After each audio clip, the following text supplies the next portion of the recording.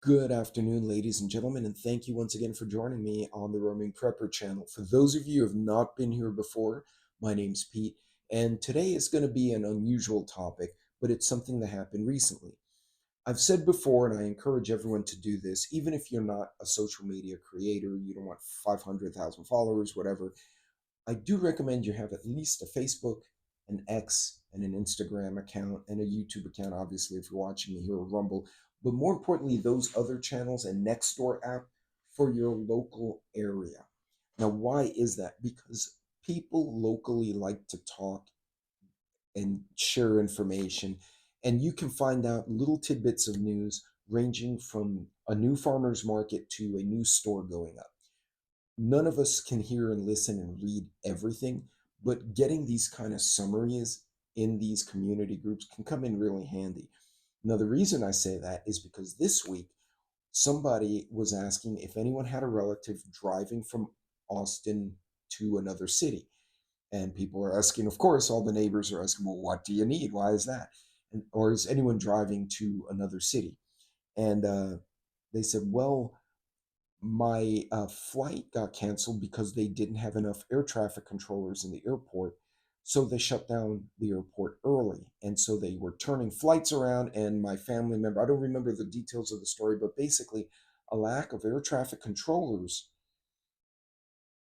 in our area resulted in a class C airport. So B would be the big ones, the Houston, the Reagan International, JFK, those big airports.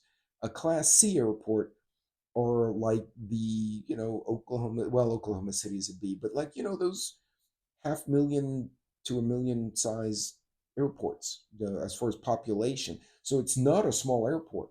Now a lot of class C towers shut down at certain hours, so it'll be a regional airport but a big one. Think of it like that. So it'll open at 4 in the morning, and then the tower shuts down at midnight. The last flights come in about midnight, 1 o'clock, and then overnight it's shut down. The airport's shut, and then small planes, usually local frequency, to coordinate between themselves to fly and land on the auxiliary runways. But the major flights, the American Airlines, the Uniteds, that kind of stuff, stops.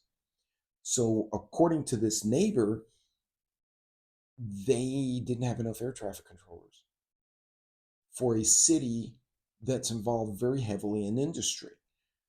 So, they were sent back to another city, to a bigger city that has 24-hour air traffic control. And I thought that was a one-off situation, but apparently this is happening more and more. Now, the local new person said they had heard, and now this is third party, right, or fourth person, that it was a lack of budget and lack of competent personnel. Not 4 hours later, I got a text from one of the guys in the veterans group saying, nobody happens to be in this city, would they? And talked about another city.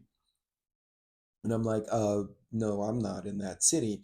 Well, it turns out that his flight had gotten delayed because there were no air traffic controllers here, so he couldn't fly here. So he got stuck in a hotel for a night. Now he found out the plane he was supposed to take in substitution for the first flight was over full now. And so they've kicked him again, and they were going to put him on a third night.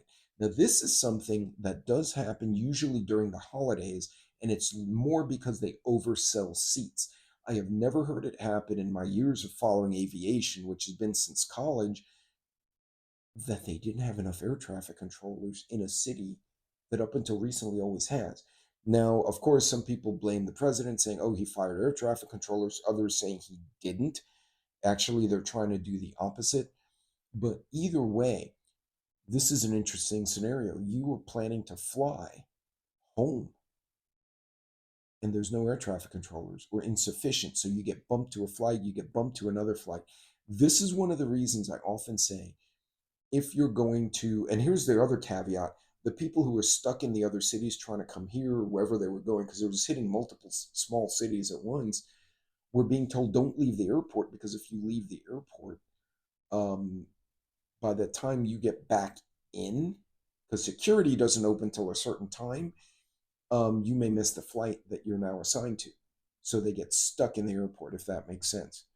Because if they say, oh, I'm going to go get a hotel, and they try and come back at, say, 5, when the security opens and their flight's at 5:30, they'll never make it through in time and they'll miss it, or they'll lose their luggage. So they get stuck in the airport for fear of losing their luggage or not getting on the flight at all. And now what? So this is an interesting scenario, and I've talked about it before. So a couple of pointers from my own experience. One, make sure you have, if necessary, some basic toiletries: toothbrush, toothpaste, even the fold-up travel toothbrush, toothpaste, maybe some baby wipes in case you gotta like wipe down in the men's room or ladies' room. Speaking of ladies, hygiene things that ladies need that men don't, even though some people say they do, that's not true. Men don't need tampons unless they're, I don't know what they could be doing with them anyway. You want to have those handy in the event a friend comes to visit while you're stuck in an airport, because that sucks, right? Also, speaking of friends visiting, and this affects both men and women, you ate the wrong thing at the taco stand, and now a friend has visited, and you're having an incident in the bathroom. You want to be sure you have things like Pepto Bismol or Rolaids or something like that, even just plain old heartburn. Advil, Tylenol, if you have prescription meds, I'd recommend asking your pharmacist to split it into 2 bottles. You may keep your main bottle in the house or in your checked luggage, but keep a smaller bottle in your carry-on. Uh, I also highly recommend, once you get through security, if you're going to have any kind of wait or there's any risk of a delay, go get some granola bars. You can actually bring the granola bars and trail mix through security. Liquids are the problem.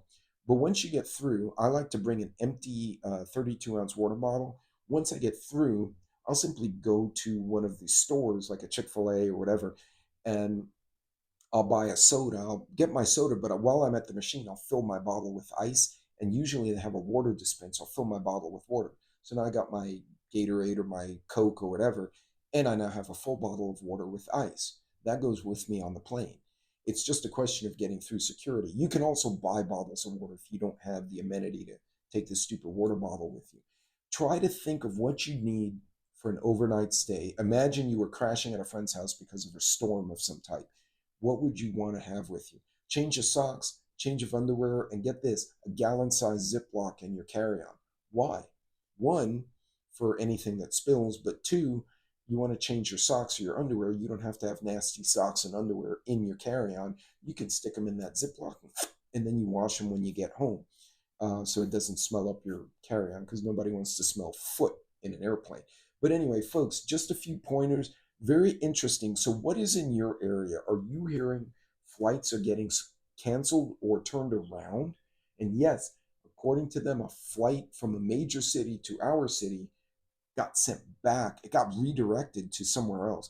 So it was from Houston to us, and then it got sent, I don't know, to Austin, Dallas. I don't remember.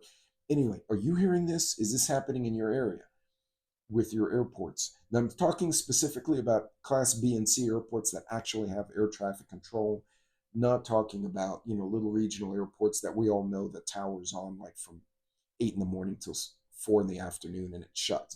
So anyway, share your thoughts, let me know. And if you have any other suggestions for the community, put them in the comments below. Thanks for joining me. Just want to give you a heads up. This is going to complicate things as people go on vacation. You may want to consider renting that RV or driving to an Airbnb. So anyway, you guys be good, be safe. We will see you on the next video. Take care of yourself.